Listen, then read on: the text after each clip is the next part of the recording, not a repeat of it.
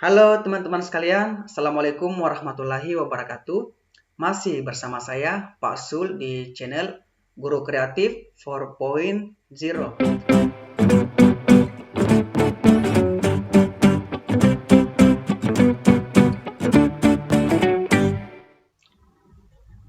Baiklah teman-teman sekalian, Bismillahirrahmanirrahim. Untuk video kali ini masih edisi kupas tuntas modul pedagogik dari Guru Belajar seri P3K Kementerian Pendidikan dan Kebudayaan. Nah, teman-teman, di video sebelumnya kami telah bahas modul pertama yakni tentang teori belajar. Nah, apakah teman-teman masih ingat bahwa ada 4 teori belajar yang harus teman-teman kuasai, yaitu teori belajar behavioristik, kata kuncinya adalah stimulus dan respon. Kemudian teori belajar kognitif, kata kuncinya adalah struktur kognitif. Kemudian teori belajar konstruktivistik, kata kuncinya adalah konstruksi atau pengetahuan sendiri, pengalaman sendiri. Dan yang terakhir ada teori belajar humanistik, kata kuncinya adalah memanusiakan manusia. Nah, teman-teman, untuk video kali ini di modul kedua tentang karakter peserta didik. Jadi ini materinya agak sedikit lebih mudah, lebih gampang dibanding dengan modul pertama kemarin tentang teori belajar. Nah, teman-teman, tentunya ini sesuai dengan indikator pencapaian kompetensi yang ingin dicapai pada modul tersebut dan dilengkapi dengan prediksi soal dan pembahasan dari kami, tim Guru Kreatif 4.0.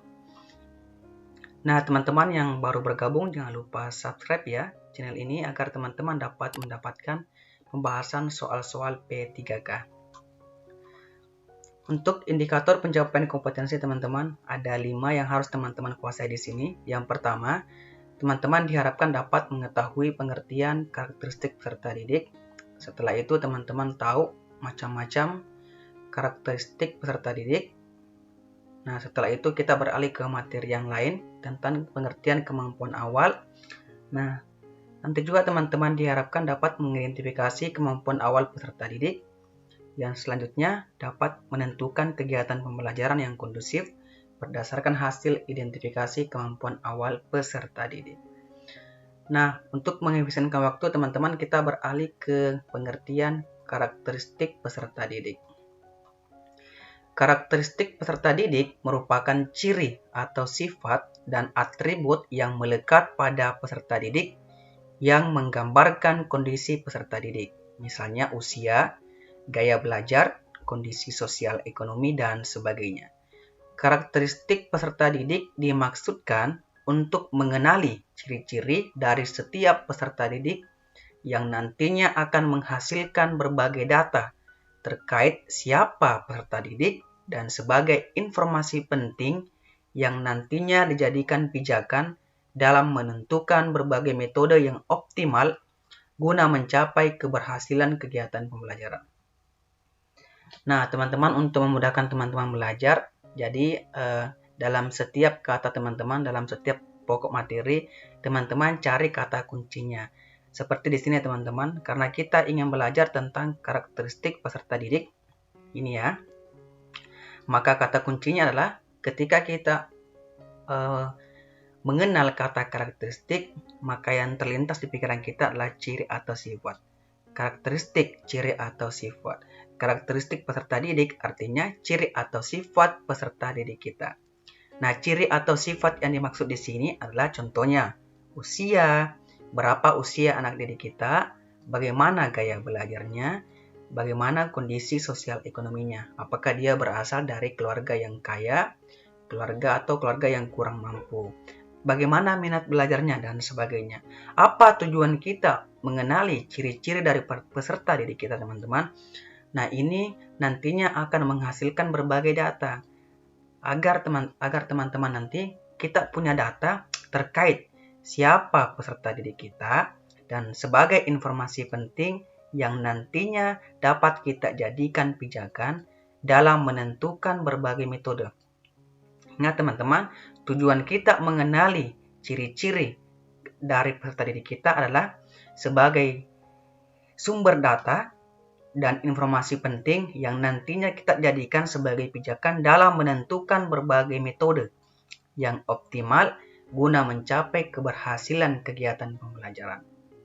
Jadi saya rasa jelas ya teman-teman. Ingat bahwa karakteristik adalah ciri atau sifat, sedangkan karakteristik peserta didik artinya ciri atau sifat yang melekat pada peserta didik. Nah, karakteristik peserta didik ini teman-teman memiliki ragam atau memiliki macam-macam jenis. Nah, mari kita lihat di sini. Jadi ada beberapa ragam atau macam dari karakteristik peserta didik. Yang pertama ada yang pertama ada gender. Nah, gender teman-teman, tentu teman-teman tahu bahwa gender itu adalah peserta didik dalam kelas terdiri atas laki-laki dan perempuan. Kemudian yang kedua ada etnik. Etnik yang dimaksud di sini adalah di dalam suatu kelas terkadang terdapat satu jenis etnik atau beberapa etnik. Misalnya teman-teman, ada dari etnik Jawa, Sunda, Minang, Dayak, dan seterusnya. Etnik ini teman-teman atau dengan kata lain adalah suku. Nah, biasanya dalam satu kelas ada berbagai suku di dalam. Nah, inilah yang disebut dengan ragam atau macam karakteristik peserta didik. Kemudian yang ketiga, ada usia. Usia peserta didik secara umum dapat diklasifikasikan berdasarkan tingkat sekolah. Misalnya, usia anak TK, usia anak SD, usia anak SMP dan SMA, dan seterusnya. Namun teman-teman, usia perkembangan intelektual menurut Piaget ada 4. Yang pertama ada sensori motori, yakni usia 0-2 tahun. Setelah itu pra-operasional 2-7 tahun. Kemudian operasional konkret 7-11 tahun. Dan yang terakhir ada operasional formal 11-14 tahun ke atas. Jadi yang pertama ada gender, kemudian etnik, ketiga ada usia. Nah, selanjutnya ada kultur atau budaya. Nah, biasanya peserta didik dalam satu kelas terdiri atau memiliki budaya berbeda. Misalnya ada budaya Jawa, ada budaya Sunda, ada budaya Minang, ada budaya Madura, ada budaya Bali, ada budaya Asmat, Bugis, dan sebagainya. Kemudian status sosial ekonomi. Nah, peserta didik berasal dari keluarga yang memiliki status sosial dan ekonomi yang berbeda-beda. Nah, status sosial yang dimaksud di sini teman-teman, yang tadi ada peserta didik anak pejabat dan ada anak pegawai biasa. Sedangkan status ekonomi, misalnya ada anak orang kaya dan ada anak yang kurang mampu. Kemudian yang terakhir teman-teman ada minat. Nah, dalam suatu kelas, siswa memiliki bermacam-macam tingkatan minat belajar. Jadi ada siswa yang memiliki minat belajarnya tinggi, sedang, rendah, atau ada sama sekali siswa yang sama sekali tidak memiliki minat belajar. Nah, ini ada 6 teman-teman ya, ragam atau macam dari karakteristik peserta didik. Saya ulangi sekali lagi, yang pertama adalah gender. Ini. Kemudian yang kedua ada etnik. Etnik ini atau suku teman-teman ya. Ketiga ada usia, kemudian ada culture, kultural atau budaya. 4 ada status sosial dan status ekonomi. Dan kelima ada minat. Yang keenam adalah minat. Minat belajar. Nah, teman-teman masih ingat tadi karakteristik peserta didik adalah ciri atau sifat yang melekat pada peserta didik. Nah, ragamnya adalah gender, etnik, usia, kultural, status sosial, status ekonomi, dan minat. Nah, nanti teman-teman ketika ada soal seperti ini, teman-teman bisa langsung menjawab. Contohnya, guru ketika membentuk kelompok diskusi anggotanya dengan memperhatikan jumlah laki-laki dan perempuan dalam kelas tersebut karena agar kelompoknya heterogen. Hal ini berarti guru tersebut memperhatikan karakteristik umum peserta didik, yaitu, ingat teman-teman, dia memperhatikan jumlah laki-laki dan jumlah perempuan. A. Kultural, B. Etnik, C. Minat, D. Usia, dan E. Gender. Nah, jika teman-teman tadi tidak skip videonya, maka teman-teman tentu bisa menjawab bahwa karena ini memperhatikan jumlah laki-laki dan perempuan, artinya yang karakteristik peserta didik yang dinilai di sini adalah gender. Ini ya teman-teman ya. Jadi bisa menentukan berapa laki-laki dan berapa perempuan. Oleh karena itu jawaban yang benar adalah bagian E. Oke, soal berikutnya seperti ini. Pada saat pembelajaran berlangsung, guru mengingatkan peserta didik yang kurang memperhatikan apa yang sedang dibahasnya dan kurang aktif dalam belajar. Jadi kurang memperhatikan dan kurang aktif. Guru tersebut berarti memperhatikan aspek pengembangan peserta didik, yaitu gender, minat, etnik, status sosial, dan usia. Karena dia kurang memperhatikan dan kurang aktif dalam belajar, berarti guru tersebut memperhatikan minat belajar dari siswa tersebut. Jadi ada siswa yang minat belajarnya tinggi, ada yang rendah, atau ada yang kurang, seperti pada soal ini. Jelas ya teman-teman? Next, soal berikutnya. Pada peringatan Hari Sumpah Pemuda yang diselenggarakan oleh sekolah, guru menghimbau untuk menggunakan busana daerah masing-masing.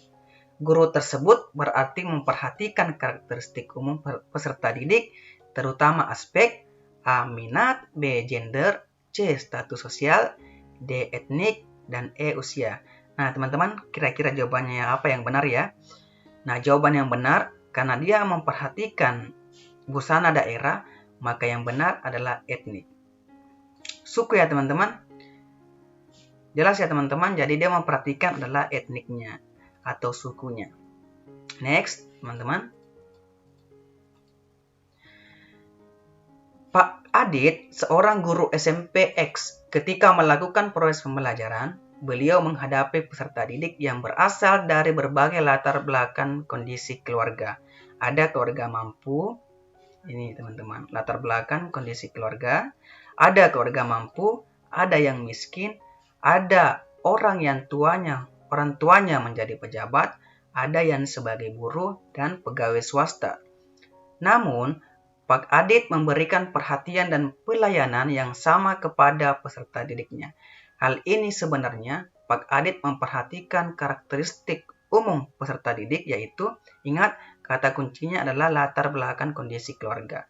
Berarti teman-teman jawaban yang benar adalah A. Kultural, B. Status sosial, C. Minat, D. Etnik, dan E. Usia. Maka untuk soal ini jelas bahwa jawaban yang benar adalah bagian B. Status sosial. Kenapa? Karena latar belakang kondisi keluarga. Nah, untuk karakteristik peserta didik sama ragam atau macam dari karakteristik peserta didik sudah jelas ya teman-teman.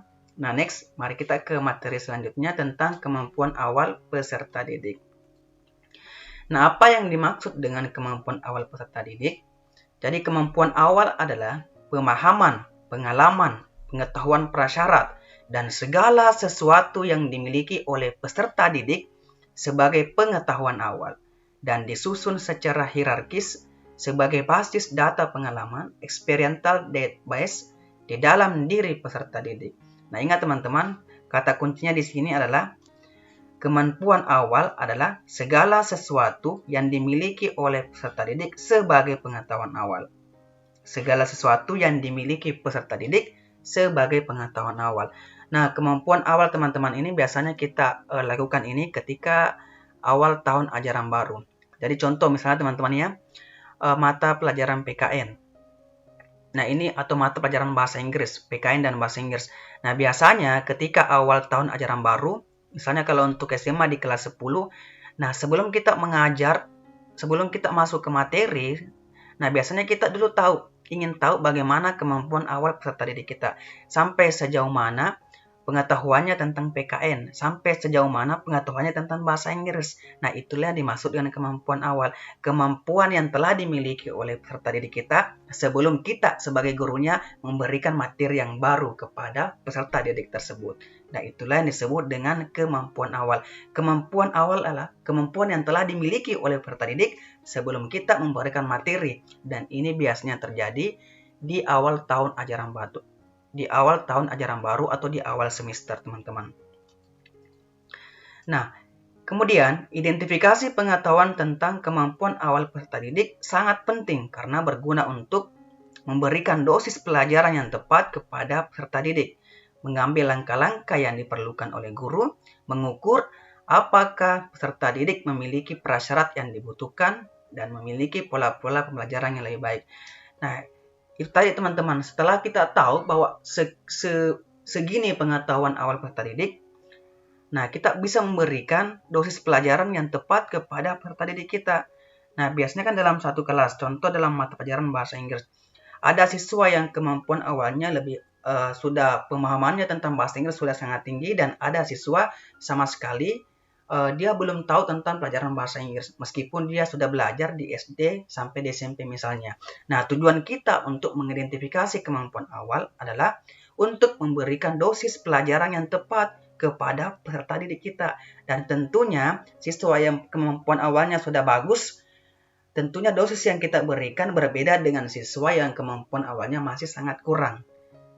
Nah, itu ya teman-temannya, tujuannya untuk mengidentifikasi kemampuan awal peserta didik adalah untuk memberikan dosis pelajaran yang tepat kepada peserta didik kita. Kemudian mengambil langkah-langkah yang diperlukan oleh guru, mengukur apakah peserta didik memiliki prasyarat yang dibutuhkan, dan memilih pola-pola pembelajaran yang lebih baik. Nah, untuk jenis-jenis tes untuk kemampuan awal peserta didik ini adalah ada beberapa jenis teman-teman. Yang pertama, beberapa teknik mendeteksi kemampuan awal peserta didik dapat dilakukan di antaranya dengan menggunakan catatan atau dokumen yang tersedia, menggunakan A. Tes prasyarat atau prerequisite test. Adalah tes yang digunakan untuk mengetahui apakah prasyarat yang diperlukan untuk mencapai penguasaan kompetensi tertentu terpenuhi atau belum. Kemudian yang kedua ada tes awal atau pretest, yang ketiga ada mengadakan konsultasi individual, dan yang keempat menggunakan angket atau kuesioner kepada peserta didik untuk memperoleh informasi terkait bagaimana karakteristik peserta didik, khususnya kemampuan awal ataupun pengalaman yang sudah dimiliki oleh peserta didik. Jadi teman-teman, ada 4 teknik yang kita gunakan untuk mengidentifikasi kemampuan awal peserta didik. Yang pertama ada tes prasyarat. Nah, yang mana yang dimaksud tes prasyarat teman-teman? Biasanya ini teman-teman, contohnya adalah ketika kita ingin mengajarkan materi A atau B. Nah, untuk maju ke materi B, siswa harus mengetahui materi A, karena materi B ini kita tidak bisa lanjutkan ketika siswa belum memahami materi A.